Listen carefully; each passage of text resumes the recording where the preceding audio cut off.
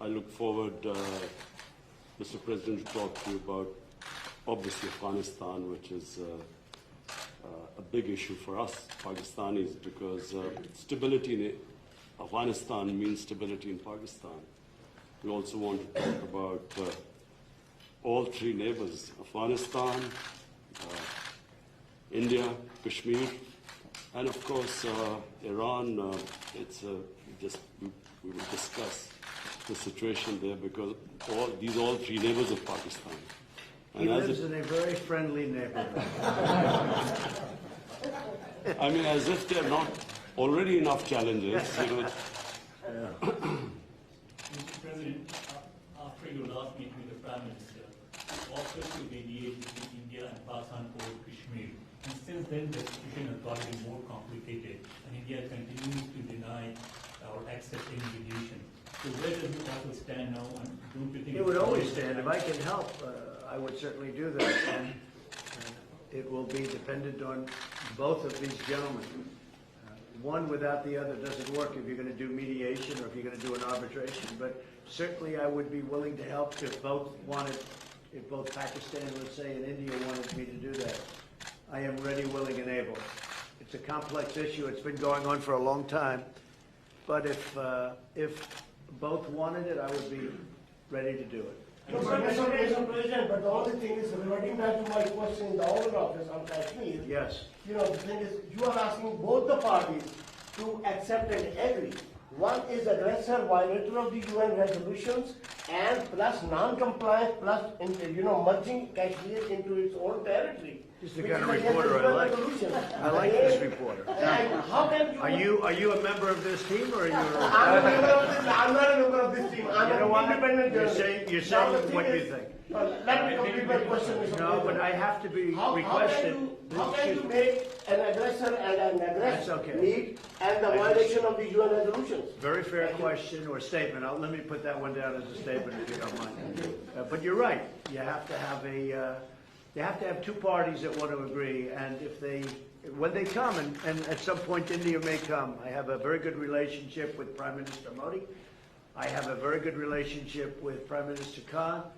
And if at any time they say, we have some points that we think we can maybe iron out, I think I'd be an extremely good arbitrator. I've done it before, believe it or not, and I've never failed as an arbitrator. I've been asked to arbitrate disputes, pretty big ones, from friends, and I've done it in a good, successful fashion. If I can be of help, you know that. If I can be of help, let me know. But you'd have to have the assent also from the other side. Mr. President, Mr. Johnson has now called for a new deal, just momentarily for a new Iran deal. This is the first time he's called for that. I wonder what your reaction to it, and have you discussed that with him? Well, I think that's why he's a winner. That's why he's a man that's going to be successful in the UK, and I think that's great. You're talking about Boris, yes, right? Boris is a man who, number one, he's a friend of mine, and number two, he's very smart, very tough. And he does want a new deal, because the other deal was ready to expire. It was a very short number of years left. All that money paid and wasted. You didn't have the right to inspect the appropriate sites. You were looking at sites that would never be used to create nuclear. The sites that they would use, we weren't allowed to inspect. What kind of a deal is that? And ballistic missiles. They're allowed to test ballistic missiles and other things. But one of the biggest things is the fact that the agreement is going to expire in a very short number of years. And what kind of a deal is that? We're dealing with countries. You have to go long term. So I respect Boris a lot, and I am not at all surprised that he was the first one to come out and say that. Mr. President, this is the first time. Mr. President, this is the first time. This is the first time. So this is Jazeb Ali from Airline Industry Pakistan. So this is the first time we get honest leadership like you in America. And in past, I agree with that. This is the first time you've had so in past, You've had a lot of dishonesty, and they've treated Pakistan very badly. So in past, people in my position have treated Pakistan very badly. So in past, I think that I wouldn't say Pakistan has treated us too well either, but maybe there was a reason. And in fact, I think there was a reason for it. So in past, you have said that you don't trust Pakistan. So when we have honest leadership, I trust Pakistan, but people before me didn't. But they didn't know what they were doing. So it's just one of those little problems in life. You know, you know what I do? I trust this gentleman right here. that I do trust Pakistan. I know I have a lot of Pakistani friends living in New York. They're smart, great negotiators, by the way, in case you had any questions. They're among the toughest negotiators in the world. So you are bringing people. And you know what? It's all going to work out. But if I can help, I'd like to help. But I don't think you've ever had a president that felt the way I do in a positive way about Pakistan. I don't think you have. I've looked back and I've seen where it was. But I also have a very good relationship with India. I have a good relationship with both. So that if they decide to use that feeling among both, I think we can help out. But it's been a long-standing, this has been going on for a long time. So you're. Mr. President, you all shared the stage with PMO. He alleged that Pakistan is the hub of terrorism. Do you endorse that or do you disagree with that? Because you said that Pakistan has made a lot of progress. Well, I really have been pointing much more to Iran. I mean, Iran, if you look at that's been really the state of terror. I've been saying it's the #1 state of terror in the world. And the agreement we had does not cover that. It was not doing well. It was doing very poorly. And now Iran is doing very poorly. Iran is a different place than when I took over. When I took over the United States, when I became president, Iran was a real threat to the entire Middle East and maybe beyond. And now they're having very, very big difficulties, to put it mildly. So we'll see. Are you happy with the progress that Pakistan has made countering terrorism, particularly eliminating terrorism? I've heard they've made great progress, and under this leader, he's a great leader. I think he wants to make great progress because there's no solution the other way. The other way is only going to lead to death and chaos and poverty. It's all it's going to lead to, and he understands it. Your Prime Minister understands it. Are you concerned about the human rights situation in Kashmir? About which? Human rights situation, human rights Sure, violations. I'd like to see everything work out. I want it to be humane. I want everybody to be treated well. You have two big countries, and they're warring countries, and they've been fighting. And I mean, I heard a very aggressive statement yesterday. I don't have to say that. I was there.